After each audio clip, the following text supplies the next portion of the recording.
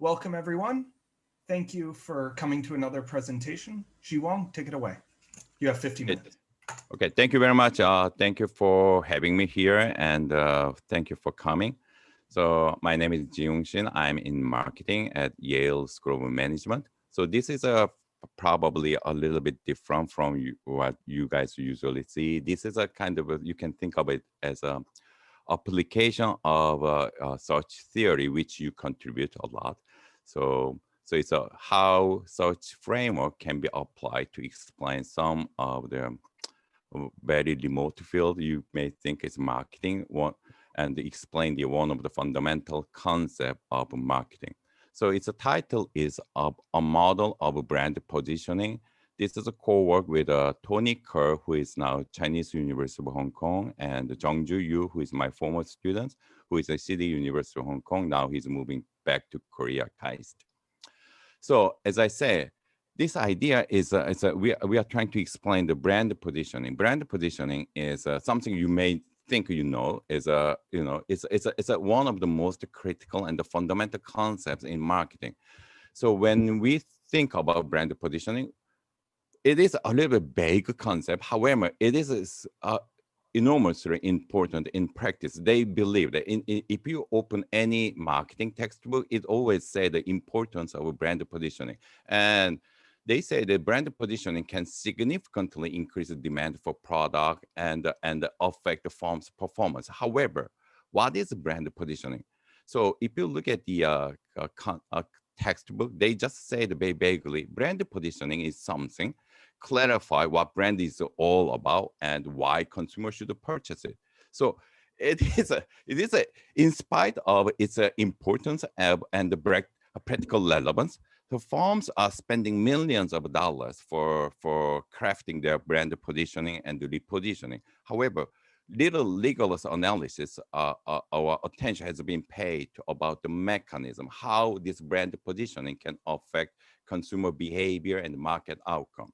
So in that sense, our paper is a kind of first attempt to give us a more formal economic structure on this enormously important concept in marketing. So let me just give an example about what brand positioning means. So probably most of you know Gucci and another Hermes. I don't know. I have always hard time with pronouncing this one. Some people, American, call it Hermes, but it's European called Hermes or Hermes, whatever. So anyway, Gucci and Hermes case. So this is inspired by the Harvard Business case. So when we think about Gucci, so for me, Gucci and Hermes, both are super expensive luxury brand. It has nothing to do with me. So to me, it's just both are super expensive. That's all. However, according to the case, or if you talk to the people who are their customer, they think these two brands are totally different. They are completely different animal. Gucci is more about, it's not just a luxury, it's more about fashion luxury. So look at, this is a kind of example of a Gucci, their advertisement. They are always featuring some guy and only two clothing. Those are always a kind of cutting edge fashion, and they are always emphasizing some sex appeal, even the sunglasses and the shoes. That's the Gucci. Gucci is luxury, is a fashion luxury. On the other hand, Hermes, if you think about Hermes, this is an example of their advertisement. They are featuring only one clothing and the handbags, but they are not fashion. This is the opposite of fashion. They are classical luxury. So that's why they emphasize time is on your side. So this is our style is not changing over time. So that's a kind of brand positioning. When people, so this kind of a perception, brand positioning is something when people think about brand, which comes to their mind. So it's a kind of a set of association of a brand. This is not coming from just one single product. It's all this set of product somehow affect our perception. So in that sense, I want to capture, so we want to capture two things. In the brand positioning, it's something consumer form their perception. It's a perception of a brand. Consumer form their perception from various interaction with a brand, general line of product. In other words, brand positioning is determined collectively by all of its products under the same brand. So it's not so I want to emphasize brand positioning is not affected by a single product. It's a collectively affected consumer's perception. And then second thing is I think so brand positioning. So how is the effect is that so in a sense when in an example when people who are looking for the fashion luxury they go to Gucci not to Hermes. But on the other hand people who are looking for some classical luxury, they go to the Hermes, not the Gucci. So in other words, brand positioning is a kind of providing some information to consumer. So information which help their consumer search.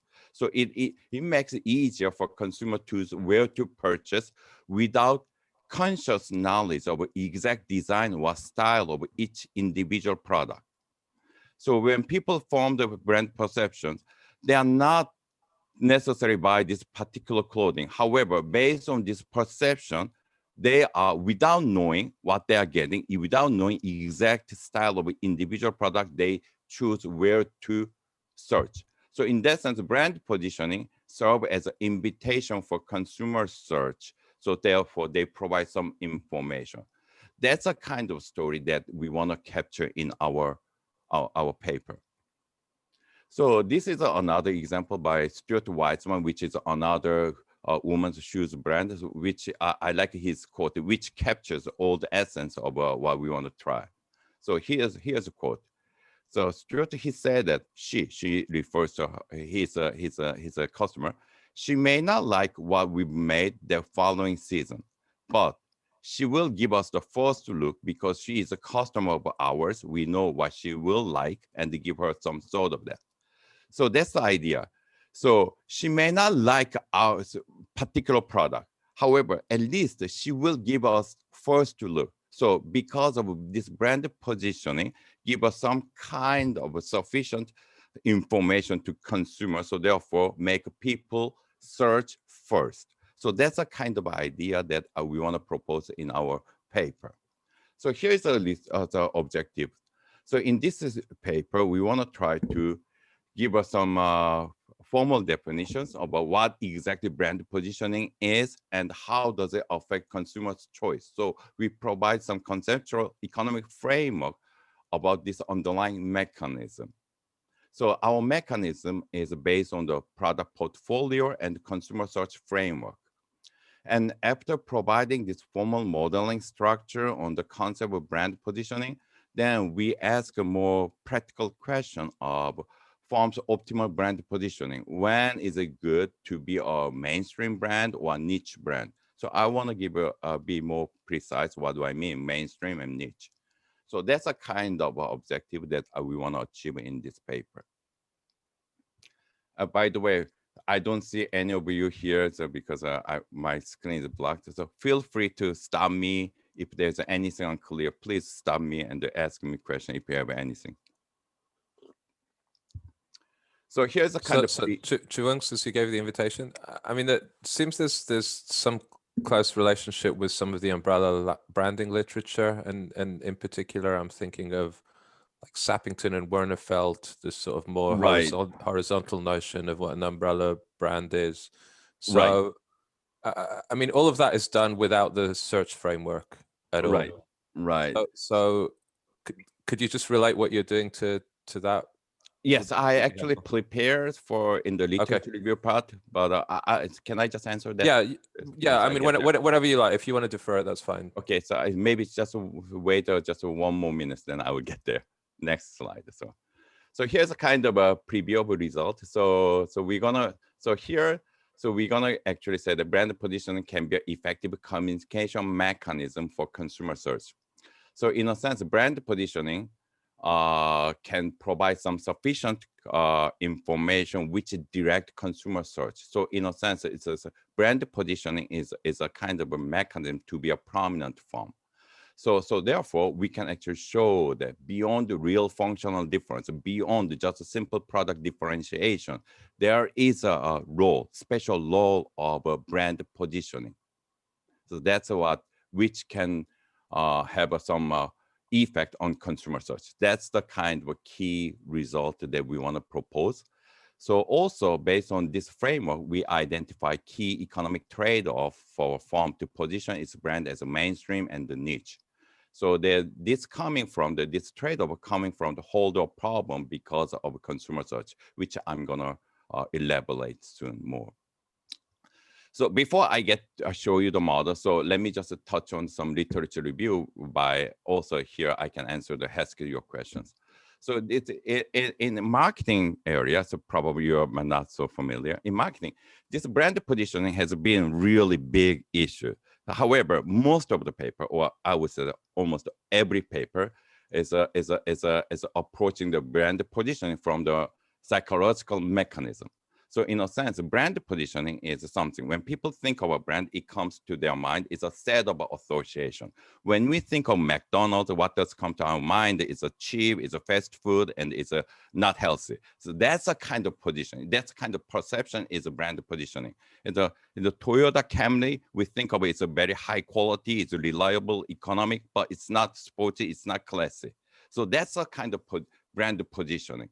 So that's so the older literature is so therefore the marketing literature is more the focus is how we estimate or identify these brand perceptions in consumers' mind, because brand perception is something in consumers' mind.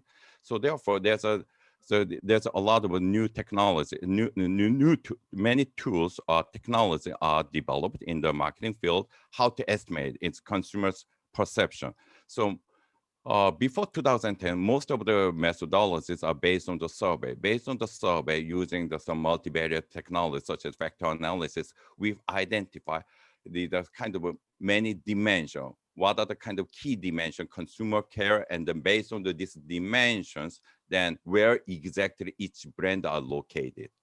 But after the new technology like machine learning, now so we are using more unstructured data with social media. Then based on that, using the unsupervised machine learning. So therefore, kind of something like a neural network. So then this kind of neural, each node are kind of these hidden dimensions. So that's a kind of a brand positioning literature in marketing.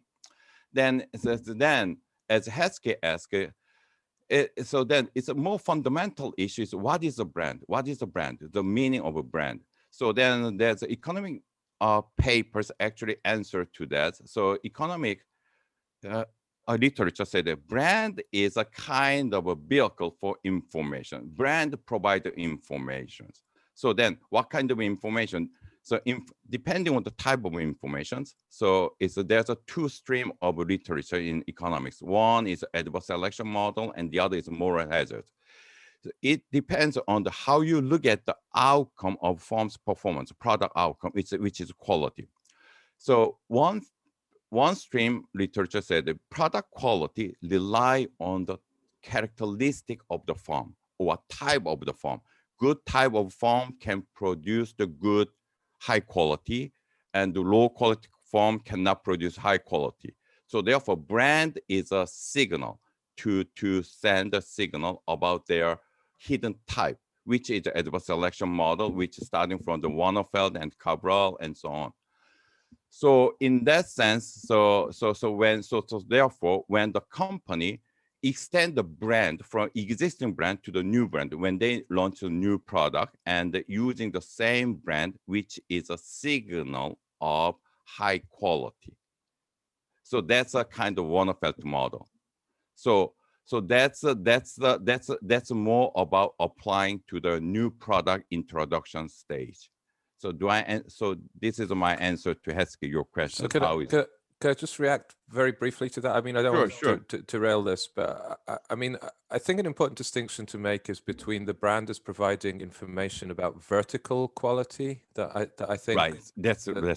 The later Warnerfeld and Cabral, you know, and Sridhar Murthy, I'd sort of add to your literature list as well, has kind of critiqued that as well and suggested that vertical notion of what branding is sort of less robust than some of the previous literature might suggest. The reason I kind of flagged Sappington and Warnerfeld was that one to me has a little bit more of a horizontal. There's a shopping like, to one of the horizontal, and the flavor. one of and the Cabral is more. I think like most of the literature is a vertical. Is vertical. Quality signal. Yeah. Yes, that's right. So, but our paper isn't actually. I'm going to emphasize it's more horizontal. It's more following the Shappington Warnefeld model.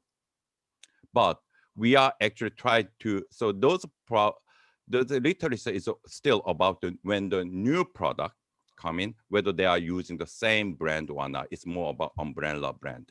Yeah. But we are more looking at what's the concept of this brand positioning, because the brand is not coming from the single product. So it's under the same brand. There's a multiple product, right? So what does it mean? So how is it different from the just a one single product brand case and what we in marketing field we talk of brand positioning. So we want to give us some more structure about this, a little bit related but slightly different concept of brand position. Do I answer? Thanks. Yeah, that was helpful. Yeah. Can I ask a quick follow-up? Yes, so please. Yeah, just to make sure I'm kind of fixing it right in my mind. Yes. Imagine like you have a range of products, and there's one kind of argument of what products to offer so that you have a common feature set, and that makes the brand. The other thing is what you emphasize in advertising. So which like subset of features you kind of point out. Should we be thinking about the perception of kind of a unified brand, the offerings being kind of unified, or both in tandem, right? Because this would matter for search, whether it's about kind of informational emphasis or whether it is actually, differences. So that's a really great question. So, but I have to say, short answer, in our paper, we are kind of agnostic about how this perception is formed. And at least in the main model. In the later, we actually have extensions. So we actually look at the brand positioning. So are you asking about what is the brand positioning, this concept? Is that correct? Or do I understand? It's kind of like you could think about one version of positioning is just about what I emphasize, right? I have the same fixed set of things. I'm just right. different things out. The other one is I'm actually developing this set so that there is a common, set of features, right? Common feature. And like your example of coming back next time to look at the products again, it's both about perception and about what tends to be the pattern among those products. So it's a kind of common. So I think there's a common features they are emphasized, they are developing. The short answer is we are agnostic about that. So once I show you the model, you see what we are trying to achieve here. But at least what we think is a brand positioning is something common themes. It's a common style. It's a Gucci case. There's all the product. Whether it's a handbag, it's a clothing, it's a shoes. There's a common theme, common feature, which is fashionable, right? So those kind of common theme, which they emphasize through the advertising, is also kind of a brand positioning. So it's very hard to answer that questions, but can I defer that? Absolutely. I was just trying to make sure. I'm thinking of them almost in tandem right now in my mind. Yeah, I think it's once you see the models, I want to make it clear. So what's the kind of limitations of our models and how much we can say about it? Thank you. So it's a very first step to give at least some economic structure. So I agree. Our model can explain very small portion of brand positioning, but at least what I think is meaningful is at least we give us some try. We give a try. So let me just say that way. Can I ask you a question? Sure. So I'm wondering whether what you're doing is connected to informative advertising. So somehow the flavor of what you're saying is that a firm wants to tell consumers, I'm this kind of a firm, so come to me. Okay, yes. So some kind of informative advertising. So is that basically how you consider branding? No, actually. So what is the rule of having multiple products there? So if I had only one product, would I agree. That's what I implicitly have in my mind. However, as I said, we are agnostic about this brand positioning, to be honest. Once you see the model, then it's become more clear. However, what we're trying to do is what's the role of this brand positioning, so-called. So brand positioning is something people who knows whether it's coming from the advertising or by actual experience or by talking people, we are agnostic. But whatever this kind of somehow these people know what's their style or what's their kind of average kind of common feature, how does that affect consumer search behavior? That's the kind of things that we want to try to say. So I'm actually... In particular, in your story, does it matter that there are multiple products that are under the same? Right, that's important. That's important. That will be important. Okay. That's important. That's the kind of essence of brand positioning.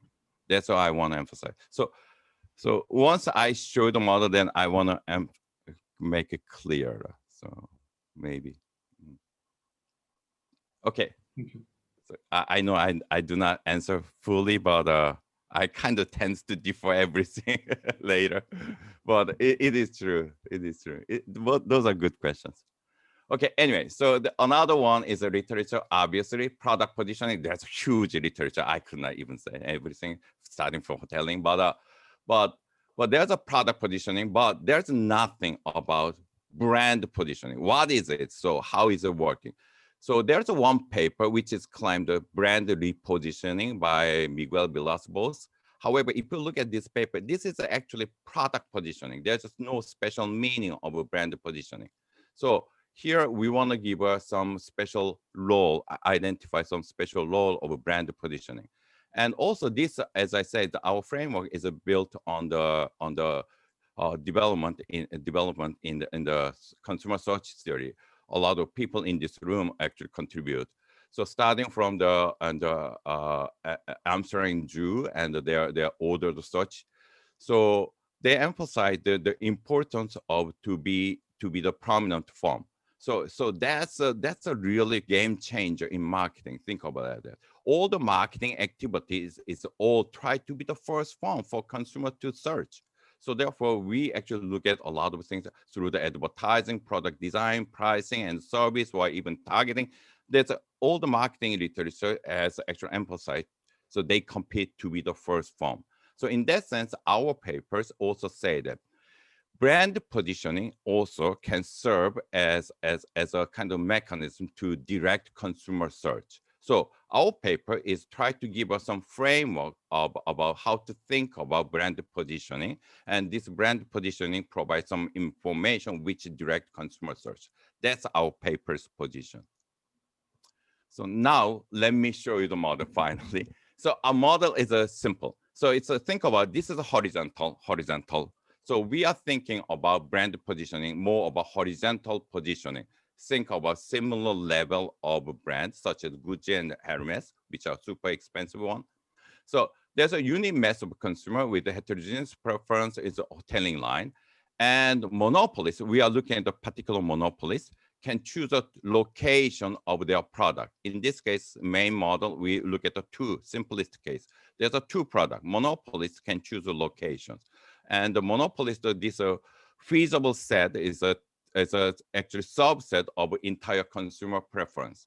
So this try to avoid some corner solution, but it's not really it's a key assumption. So you can think of the consumers are distributed from -1 to 1, and the firm can locate their two products within the subset -half to half. So that's a kind of a space. Then here's the consumers. Consumer get a match utility if they find some product which match their need and wants. So consumer located omega realize utility from the product. It's not brand, from the particular product I is either 1 or 0. It's a simple. So 1 means they like it, or 0 means they don't like it. So we are looking at a very simple case. Consumers, so they buy, if they find some product, they like it with 1, or if they don't, 0 utility. However, there's some probability. The probability that they like the product is like hoteling model. it's a function of difference between the product locations and their preference locations. If their product is very close to their preference, there is a high chance. There's a high chance they will like the product. That's the model. So once the consumer visit particular store or brand, then they can inspect the two products, 1 and 2.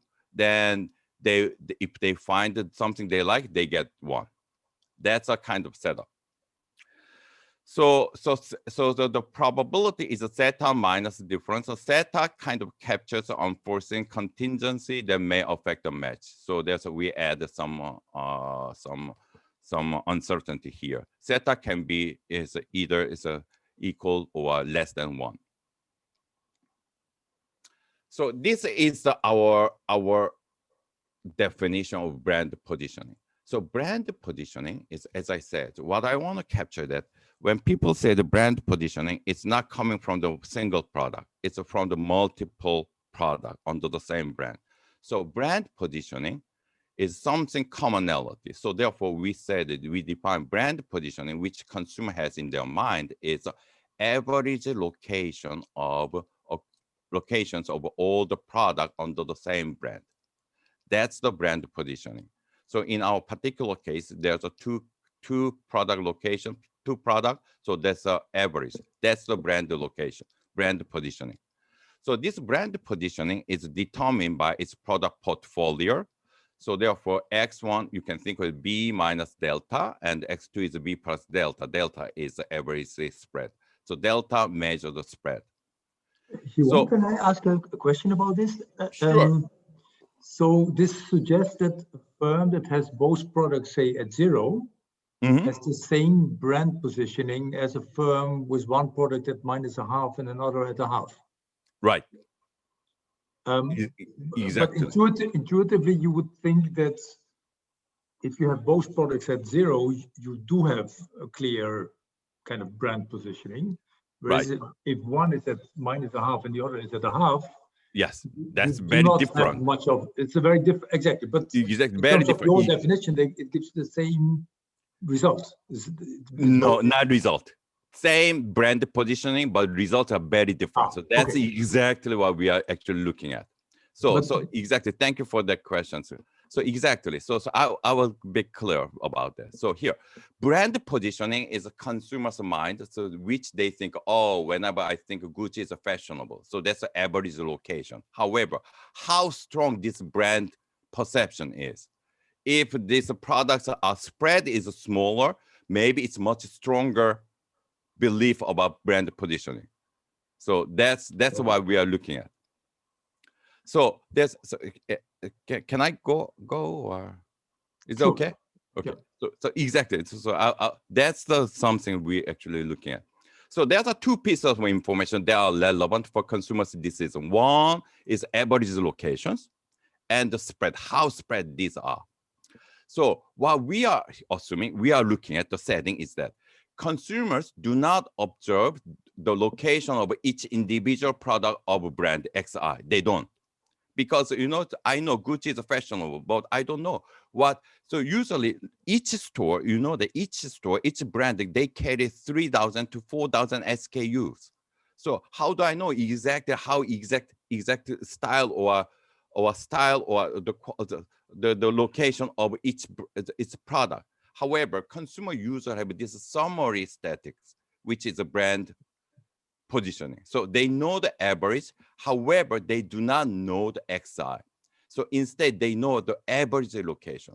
That's the setting we are looking at. So consumer know B, but they do not observe XI. So in a sense, after observing only B, average location, each consumer forms expectations about this delta tilde, which is a spread. They have an expectation of how spread the product will be. So then, based on the B, which is observable, and delta tilde, which is not observable, each consumer decides whether to visit the store. If they visit the store, they incur search cost.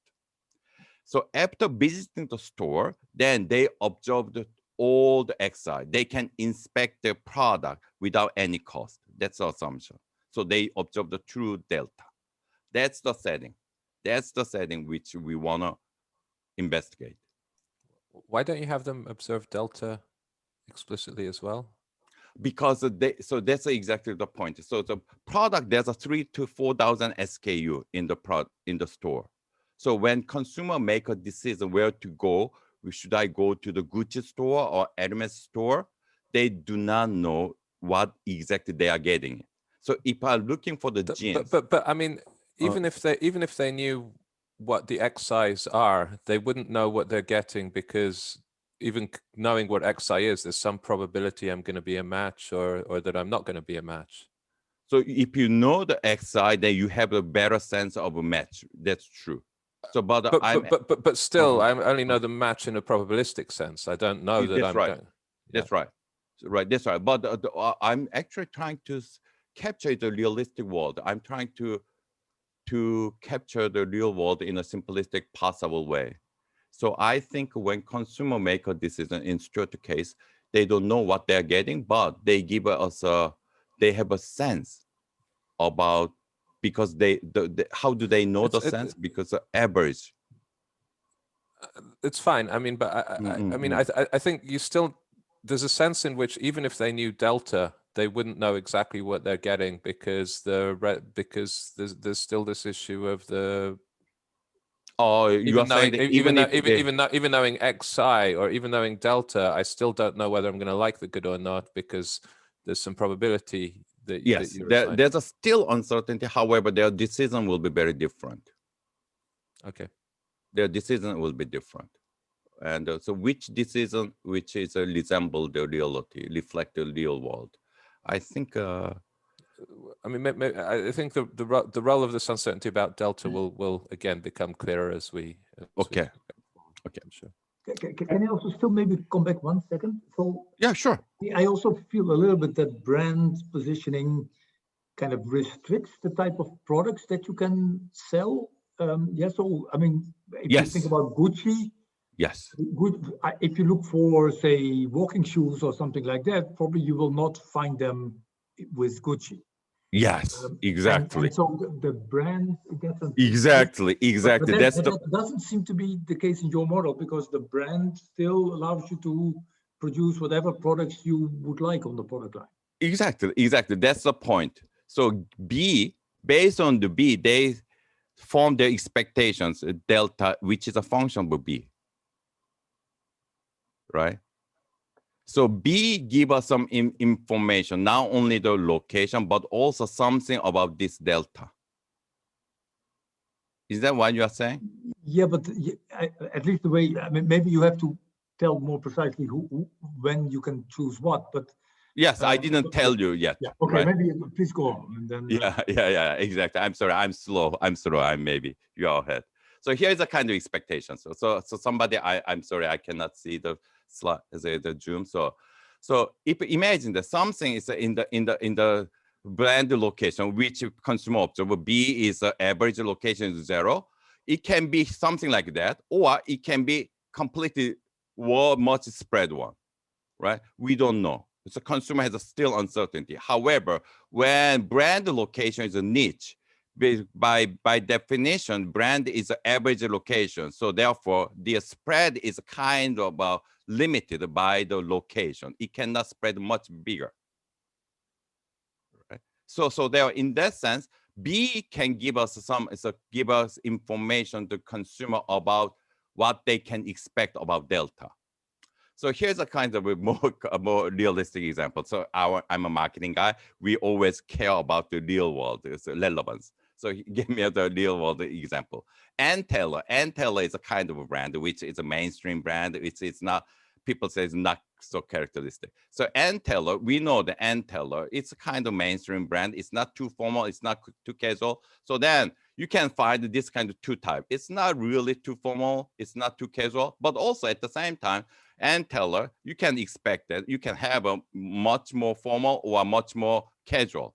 On the other hand, Studio Tomboy, whether I'm not sure many of you know it, it's a kind of niche brand for women. It's a very boyish casual brand. So whenever people think of Studio Tomboy, they are expecting this kind of product. So in tomboy, nobody can expect this kind of formal feminine product. That's a kind of idea. So given the location, so given the brand position, can give us some information also about some spread. So let me just more let me go on. Oh, I'm sorry. I'm already so late. Okay, I have to speed up. So there's in the model, we have a two-segment consumer. There are two types of consumer. One is a regular consumer. When he visit, they have to incur search cost S, which is so portion is alpha. There's a shopper whose search cost is 0. So this is 1 minus alpha. We impose our assumption about search cost S, which it's not so restrictive. That means search cost is not too high. So therefore, it guaranteed that at least some people will search. And then search is not too low. So therefore, this is a search cost is not too low to guarantee that the market is not fully covered. So this is part is an imperfect coverage. This is means that consumers actually search if they find that something is really matching them. So anyway, so there's a search cost. So this search cost S and alpha kind of measure about market friction. So informational value for branding become more important to encourage consumer search for large alpha and large S. So here's a sequence of game. So brand position is decided through the product portfolio. So that means firm choose the location of its two products by setting B and delta. By setting the two locations, so the B is so decided and delta is decided, then consumer can only observe B. So consumer can observe B. In the main model, we just take B is given. So consumer is observed. However, in the extension, we actually indulge in how B can be communicated, how B is formed. But hopefully I have time to get there. But anyway, so in the main model, let's say the brand position B is a consumer can observe. People know B, which is the average location of two products. Then based on this observation, consumers form their expectation about delta tilde. So regular consumer decide whether to visit the store by paying a search cost. And if you visit, they find the true locations and the match value of each product, UI, omega. So UI is omega is 1, they buy, and 0, they do not buy. So that's a game. So now, so search decision, consumer search, if the expected utility is greater than search cost S. So therefore, so imagine that search cost, so their expected utility is they have a two shot. Once they visit the store, they can actually draw. They can inspect two products. So this is their expected utility. So once we know that, that means consumer who decide to visit, they prefer two products are kind of similar to their preference location. So therefore, the chance is much bigger. So then based on this utility function, then we can find the set of consumer who decide to visit the store. There are 3 cases. One, when the two products are here, this is the number one. When two products are spread so narrowly, they're close by, then this is the expected utility. You can see expected utility. So therefore, consumer in this range decide to visit.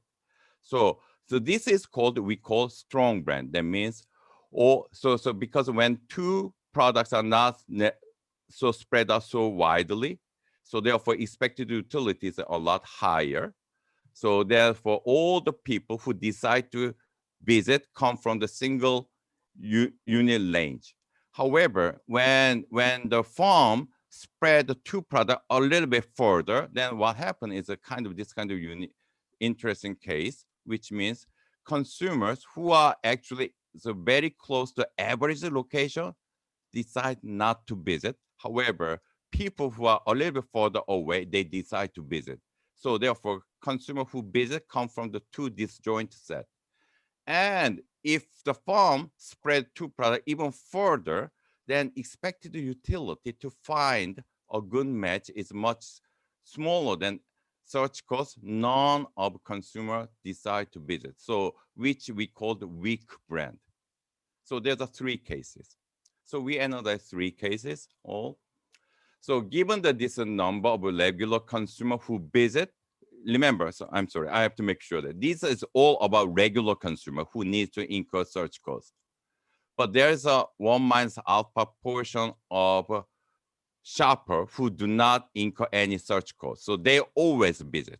So this is a total demand function. As you can see, demand is a function of average location and their expectation and the true locations because they inspect that. So firm's problem is given these demand functions and they choose the optimal B and the delta. That's the firm's problem.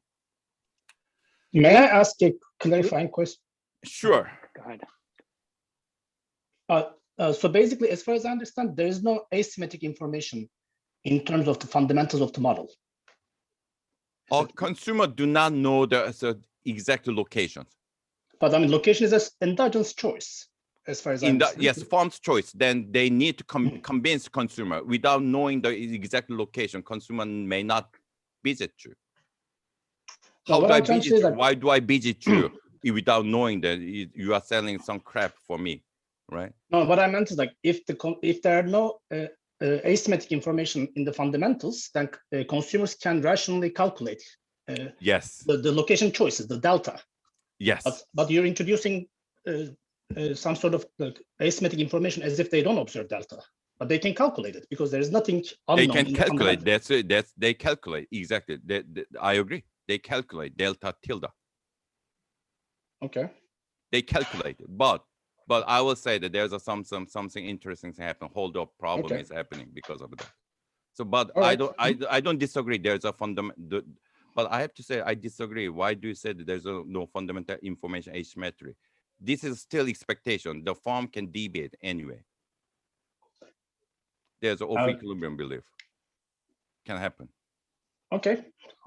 Yeah, off equilibrium pass. Maybe, yeah. There's an off equilibrium pass. It's possible. So maybe I misunderstood your questions. No, it's okay. It's okay. It's okay. Yeah. Okay.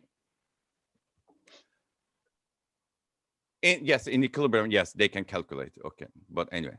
So here's a benchmark.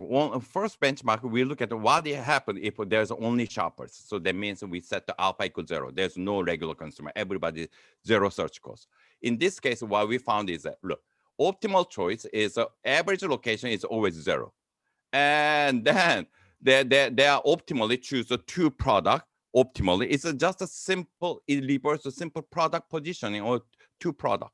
There's nothing special brand positioning beyond just product differentiation. So if there's only shoppers, mainstream brand is always equilibrium, and they spread maximum differentiation to cover the market. That's the result. This is nothing special. So here, this is kind of bad as the result in the only shoppers. So therefore, 2 products are widely spread. So therefore, so this is a kind of they cover the full market. So therefore, average brand position mainstream. If regular consumer face this kind of decision, they decide not to visit. That's the kind of result. Now look at the other extreme case of a benchmark. So there's only regular consumer in the market. So this is a case we can see by setting the alpha equal 1. What happened is something interesting. Not interesting. It's interesting is here. Suppose alpha equal 1, then there's a unique set of equilibrium such that B take any value within around the central area. And optimal delta is such that delta 1 is, I'm sorry, it's a maybe here. Delta 1 here. So delta 1 is here is a strong brand. So all the consumers who visit come to the store coming from the single unit set. So this is a maximum spread which make it, this happen is delta 1. I'm sorry, this is delta 1. So if you go beyond the delta 1, if you spread more, then you go to the medium or weak brand. So that's the delta 1. Sorry, coming back. I'm sorry. So I'm coming back here. So what we found is only regular consumers. So there's anywhere in the middle, mainstream brand can be positioning can be an equilibrium, and the delta is such that always firm do not spread too much. So spread is a kind of limited by delta 1. So in other words, if there's only regular consumers, mainstream brand positioning is an equilibrium. And as S increase, firm needs to increase consumers' expected utility to compensate for their search costs by placing two products closer. So this is a kind of equilibrium. This is a result. So only shoppers, mainstream. Only regular consumer, yes, again, mainstream brand positioning is equilibrium. So what do we learn from here? There's a clear two forces. One, when there's only regular consumers, then the firm wants to smaller delta to encourage consumer visit by increasing the potential probability that they can find something they like. But on the other hand, when there's only shoppers, so then what the firm wants to do is they have the forces to spread two products much wider. So therefore, they want to cover as much market as possible. So those are kind of two forces. So induced by two types. So now, sorry to interrupt. Just so you know, 5 minutes. Go ahead. Okay. You have about 5 minutes. Okay, thank you. So I will speed up. Oof. So now, main model. So why we look at when there's a two consumer segment, what happens is that. So then the first result we look at is when this strong brand can be an equilibrium. Strong brand means the two products are placed quite close by, so therefore regular consumer visit. So then one case is that when search cost is lower or alpha is large, so that means most of the people are regular consumer. In this case, as we see from the benchmark, yes, mainstream brand positioning can be an equilibrium and with a strong brand. However, when S is large or alpha is small, that means that if there's a relatively large number of shoppers, then what happens is mainstream brand cannot support strong brand. Only niche brand can support this strong brand. What I'm saying is that, so when there's only regular consumer, there's no hold-up problem. Or think about it, only there's a regular consumer, firm wants to convince consumer to visit them. So therefore, so based on the expectation consumer visit, then there's a potential because the consumers there are such decisions is based on their expectation. Then when consumer already visit, they already sunk their search costs. So therefore, firm actually hold them up by deviate, actually surprise them by actually placing the product much spread out.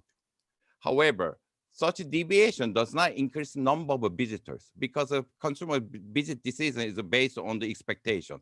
And the spreading further actually reduce the probability of matching. So therefore, there's no incentive to deviate. However, when there exists a shoppers, even small, then these become a problem. Brand may have an incentive to deviate by supplying their expectations by locating two products further away. If there's a consumer expected that, mainstream brand, they locate two products close by, then regular consumer already visit. Then, so because these people can lock in, so therefore what do? They have an incentive to spread, so to cater to shoppers. So therefore, this hold-up problem arises due to the existence of a shopper. So as a result, what happened that anticipating this brand's opportunistic behavior, regular consumer now update their belief and lower their expected utility. So therefore, they decide not to visit. So that's the problem. So that's why mainstream brand. So when there exists shoppers, brand suffer to communicate that they to convince the regular consumer to visit their store. So in that sense, so what happened is that let me skip. So therefore, what brand can do, actually, they locate their brand positioning niche. So if their brand positioning is a niche brand, their spread is limited by location. So therefore, they are kind of pre-committed. Look, regular consumer, we cannot deviate because our brand positioning is already in the niche space. So therefore, we cannot spread further. So therefore, niche brand positioning communicate its product spread, notably smaller spread to increase the regular consumers' expected utility. So in that sense, niche brand positioning can be a commitment device for smaller delta. That's the kind of idea. So therefore, this is a kind of, now I have 1 minute. This is kind of equilibrium brand positioning. Given the delta and given the S, what we found is here, niche brand can be an equilibrium when alpha is intermediate. When alpha is large, then mainstream brand do not suffer from this holder problem because mainstream brands can ignore the shopper. Or when alpha is too small, what happens is that the brand actually decide to mainstream, and then they actually forget about the regular consumer because alpha is so small. So therefore, they forgo the regular consumer. They offer very weak mainstream brand. So therefore, in that case, none of regular consumer visit the mainstream brand. So therefore, when alpha is intermediate, that's optimal. So however, when alpha is intermediate brand, it's a better off to position their brand as a niche brand. So therefore, they commit to the regular consumers, even though they can cater smaller portion of shoppers. That's a kind of our result. So niche brand positioning is serving the niche market. The firm may be able to sharpen its brand positioning and provide more information as a commitment. Mainstream branding firm may be able to serve greater demand by focusing on the mainstream, even at the expense of losing some clarity in the positioning. Brand dilution is happening in the mainstream branding. So those are kind of key trade-off. So actually in extension, we did extend the endogenize the pricing, and here is a two simple case symmetric. So we extended to 3 product case, asymmetric case. Also we endogenize brand information through the repeated game. So those are kind of extensions, but given the time, let me skip it. So here's the conclusion. So using the kind of product portfolio and the consumer search framework, we provide some micro foundation for why and how brand positioning can deliver some credible information to consumers.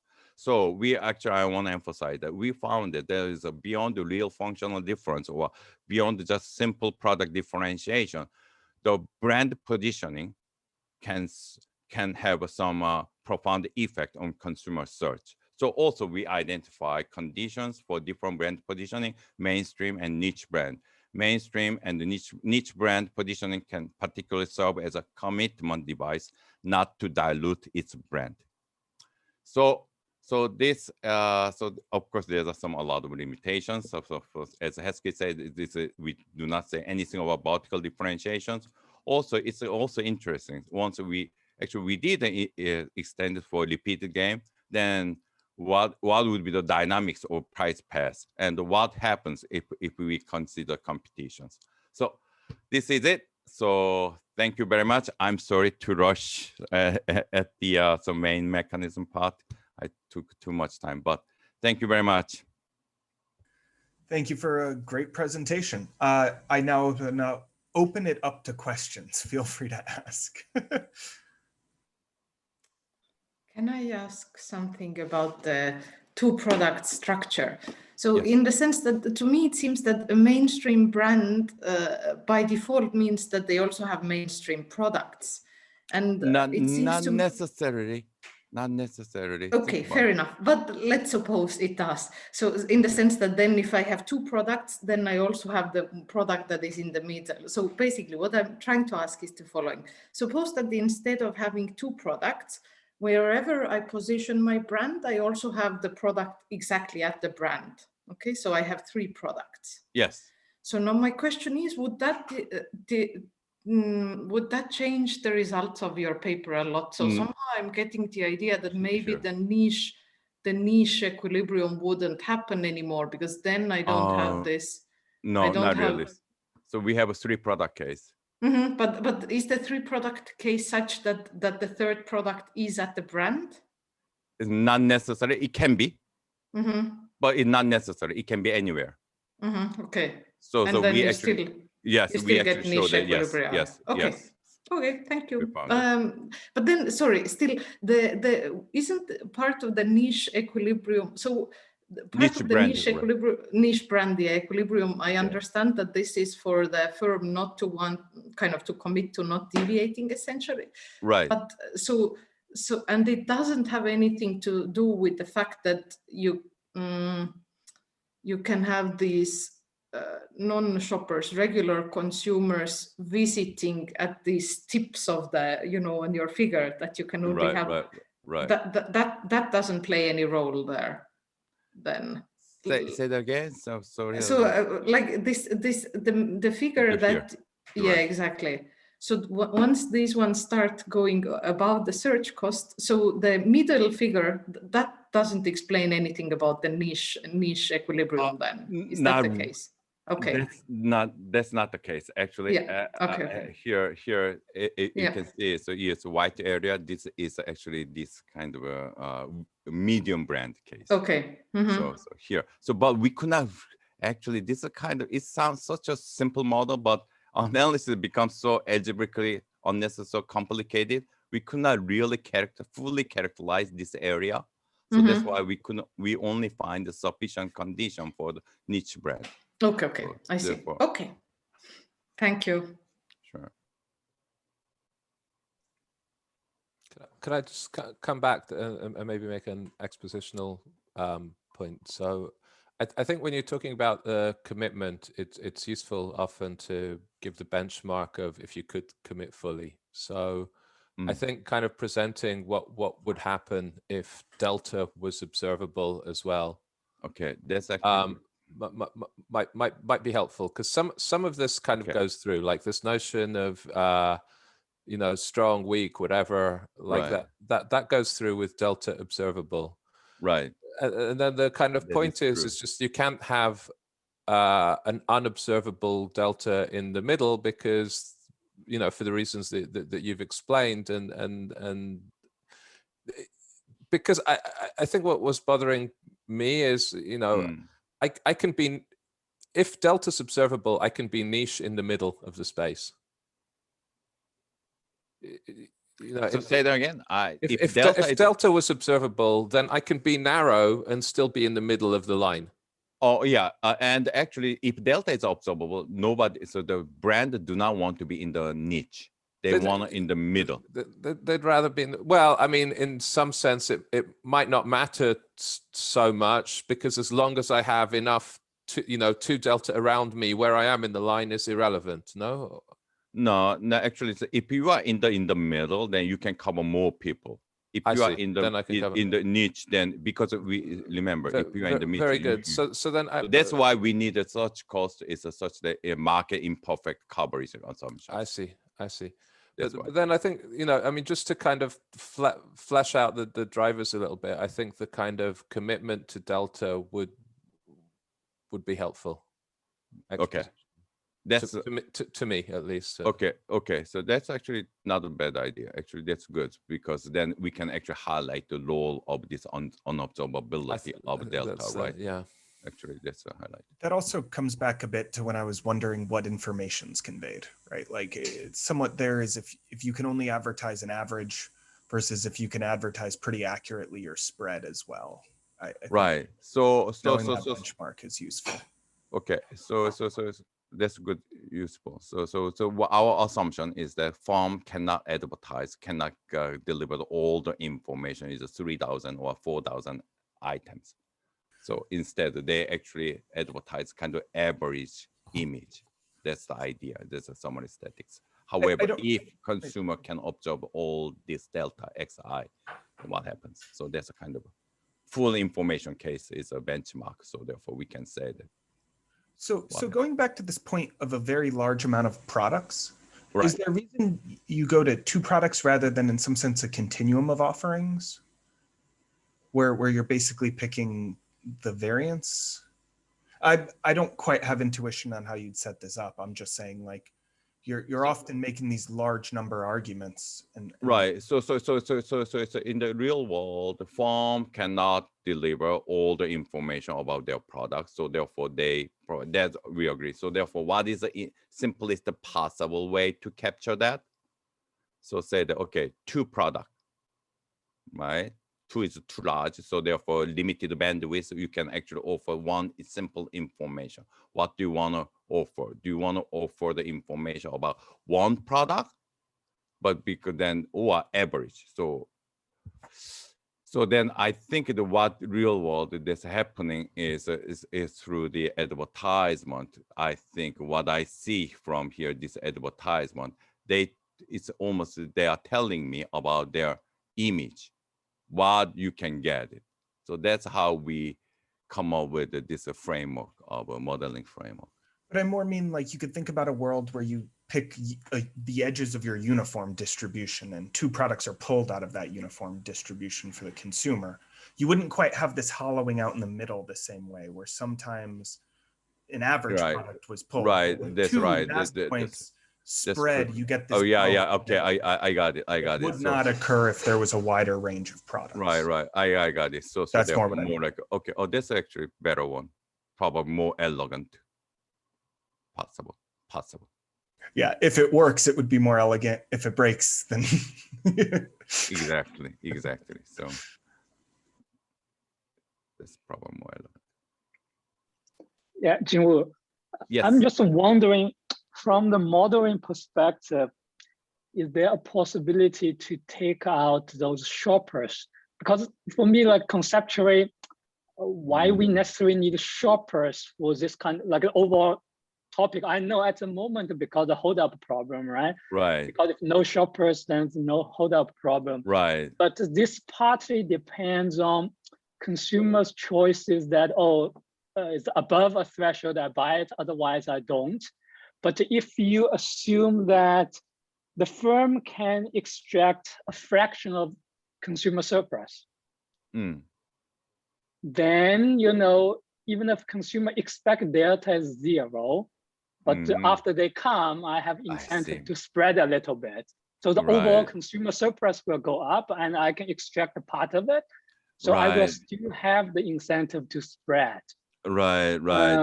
That's actually a good point. Actually, we were thinking about that too. So we actually tried to. So here, right now, why we need a shopper here, because of all the problem is a really critical mechanism. Then also we are thinking, we actually discussed, is there any way we can actually fully endogenizing the pricing? So therefore, kind of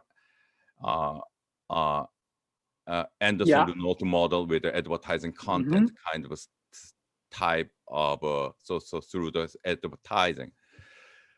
Look, so we did this toy model of endogenous pricing. We did it, but this is not really. I'm not so happy with this model. At least what we did is just. Yeah, I can see the complication if you endogenize in pricing. Right. But it's not a bad assumption that you can extract a fraction of consumer surplus, right? Giving the monopoly position of the firm. Right. So how much portion you can extract if we want to capture from here? So then actually this is a toy model. All we could do is kind of tweak a little bit model. Actually, it come back to the original model. It's just a form fully extract everything. Maybe if we can actually model more, give a more thought and do more pricing, maybe we may not need shoppers.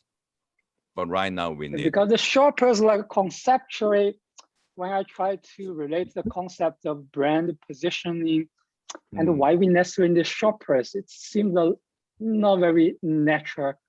I think it's in terms of the real world. What I think is the shopper, you can think of these are the fashion, very knowledgeable people, fashion expert.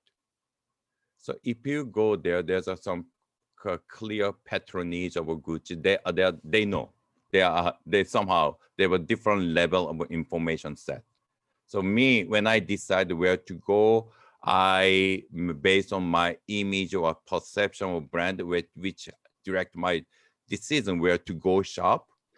However, there's a kind of real expert who knows a lot about fashion. So therefore, oh, this season Gucci is not good, maybe Hermes, or not Gucci or Chanel. So there's are some special people. So those people are not affected by brand positioning, but those are people who knows about the true product. So those are kind of people we are hoping to capture. That's our justifications. Let me put that. That's a kind of ad hoc justification, but that's a justification. I'll be honest. So I'm going to cut the recording here, but people can feel free to continue to ask questions.